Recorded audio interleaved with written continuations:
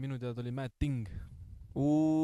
Seda lugu Kas me muidugi. räägime enne või me räägime pärast? Sest ma võin rääkida enne ja pärast. Muidugi, mida rohkem Mad räägime. Ting. Mis juttu ma enne räägin? Kas ma räägin nagu personal story või ma teen nagu background? Mad Ting, SoundCloud era kõige parem Eesti produtsent. Tal vist väga palju asju ei olnud, mis ta produs. Mul oli ta biite. Ta on nagu kõige haigem produ ja kõige haigem räppar ja ta on nagu... Bro, Neymar teab, ta on GOAT, Mad Ting on nagu... Bro, ta on nagu... Tal on ainult 2 laulu SoundCloudis. Aga nagu inimesed teadsid tegelikult nagu, et mis tal veel on. Ta oli nagu... Kohe kuuleme, see oli ka nüüd nagu... Ta oli see, kes tõi veel nagu uuema soundi. Aga... Ja ma arvan, et see on see sound, mis influences nagu heavy nüüd edasi. Aga ta oli produtsent. Ta on Nublule produnud. Ta on Plutole produnud. Nagu sellel ajal. Näiteks Nublu Kassipulma FTK-s. Ja Mad Tingi produ. Pluto, Uusmina. Veel minu meelest. Et ta oli nagu... Ülejäänud jutu ma jätan peale laulu. Anu Saagimise loo nimi tundub tuttav, ausalt öeldes. Nii suvi.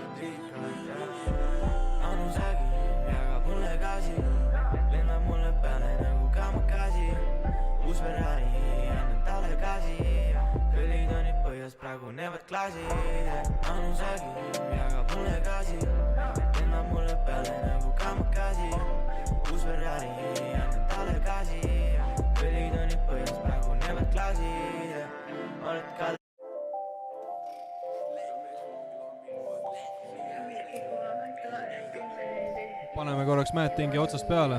Margile tahab ühe korra veel kuulata.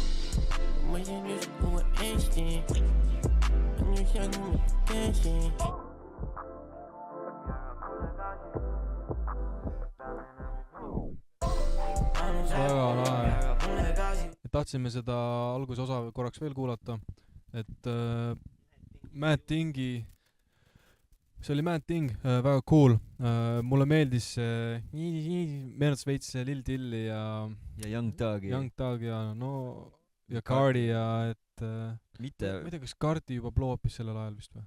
2018 vist oligi see hetk, vist oli see hetk või? Ma ei mäletagi enam, jaa umbes see aeg oli jah. isegi Et haarati sellest žanrist kiiresti kinni ja ei pruugigi üldse olla, et nägi Cartit, siis hakkas seda mussi tegema, ilmselt juba äkki enne seda, et ma ei tea. Väga cool lugu, siin isegi näiteks Plutot oli kuulda, et oli rohkem juba see tänapäevasem kõla ja heli oli käes, et juba seda tänapäevast Plutot viskas mulle.